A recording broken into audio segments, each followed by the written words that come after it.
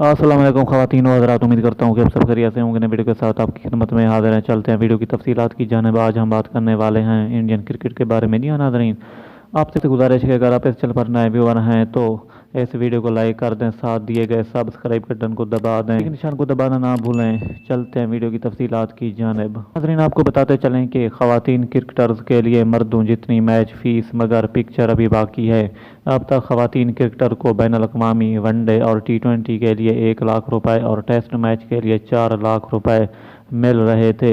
मज़ीद मैं आपको बताता चलूँ कि जुमेरात 27 अक्टूबर इंडियन वीमेंस क्रिकेट के लिए एक ज़बरदस्त खबर लेकर आया। Board for cricket control in India secretary Jay Shah ने ट्वीट की कि अब ख़वातीन क्रिकेटर को भी मर्द क्रिकेटर जितनी ही मैच फीस मिलेगी, जो एक बहुत अच्छी बात है।